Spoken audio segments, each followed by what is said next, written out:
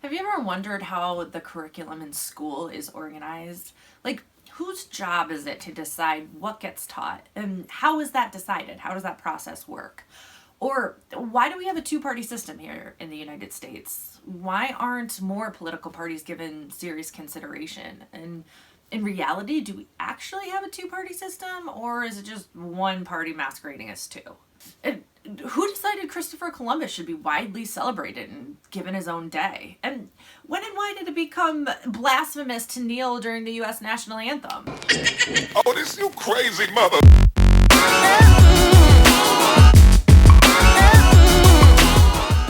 The answers to these questions reveal something about a society. They reveal what the dominant hegemonic powers have deemed valuable and important.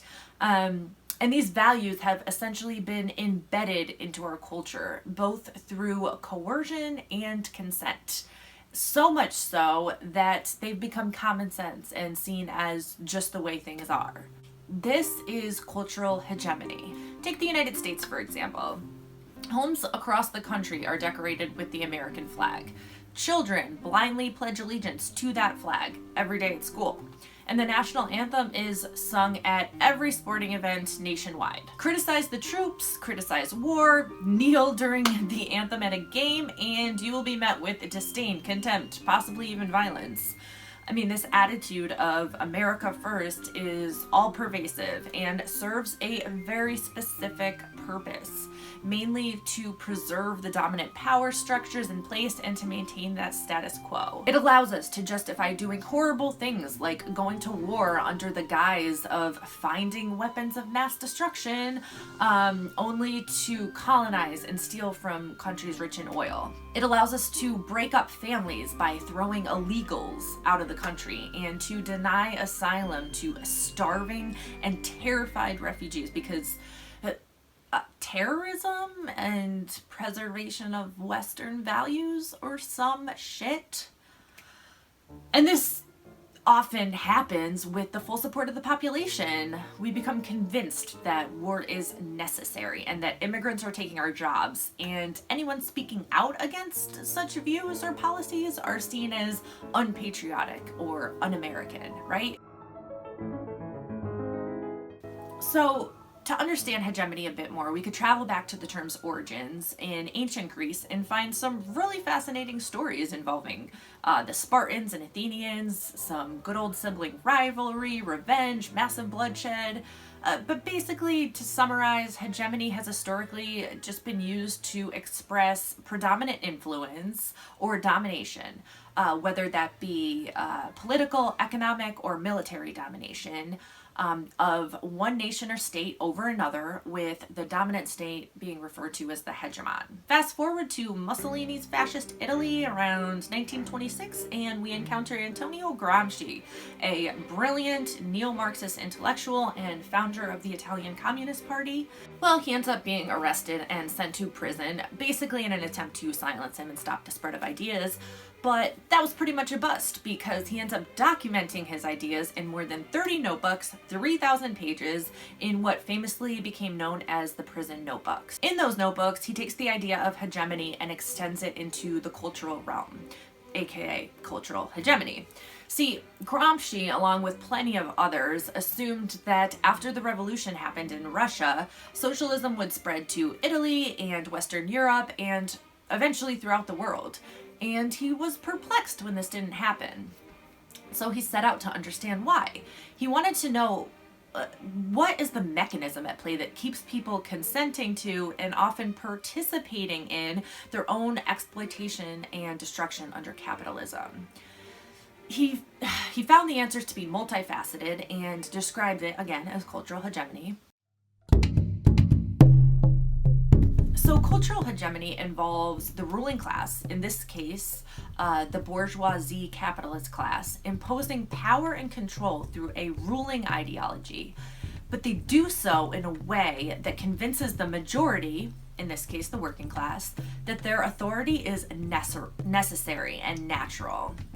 So for the group holding power, it becomes about achieving the maximum amount of control with a minimum amount of conflict. And they do this with the backing of institutions in civil society, think schools, media, and the state apparatuses, and through the material and social conditions embedded within the capitalist system. Capitalism retains its hegemony in so many ways. We can look at developed nations, I know at least like in America and Canada, words like socialism, communism, Marx are seen as pejorative and met with disdain and disapproval. Most popular discourses, along with mainstream media, academics, economics, I mean, none of these institutions even acknowledge Marx. They either repress or distort conversations surrounding class and how class structure operates. Forget talking about like exploitation or surplus value being extracted from the workers. I mean, there's literally no room for capitalist critique, or let alone talk of alternate systems. So there's that. We can look to the United States and this, sort of branding of the American dream. Starting in grade school, right, we're taught that we can be whatever we want to be when we grow up if only we work hard enough. We're fed some whitewashed version of history, taught about the greatness of our founding fathers, and groomed from day one to adhere to the system. Personal responsibility and individualism are the mantras of our time. Well, of course they are. These attitudes absolutely serve capitalism, and more specifically, the wealthy. The American dream narrative breeds contempt towards the poverty-stricken and homeless. And so if you do make it, you feel superior and can look down at those that didn't. And if you didn't make it, you're taught to be ashamed of yourself and, look at the loss as a personal failure. Of course, we're never taught to question the system itself. We're never taught to question the economic structures creating and breeding homelessness. I guarantee if we were, we'd see a shift in perception towards poverty, and capitalism cannot have that. So they push the individual responsibility narrative, or if these problems are ever addressed, they're addressed within the current framework, right? We're taught that the solutions to problems within capitalism can be solved within capitalism. Right.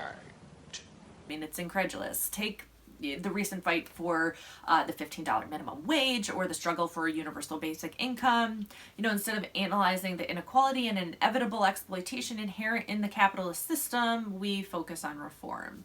Now, don't get me wrong, I think reform has its place. Obviously, capitalism isn't being overthrown tomorrow, so $15 an hour could surely help a lot of people. I'm just saying that this is never going to fix the root issue. I mean, fights over wages, working conditions, and the length of the working day are struggles that have been going on since the beginning of wage labor.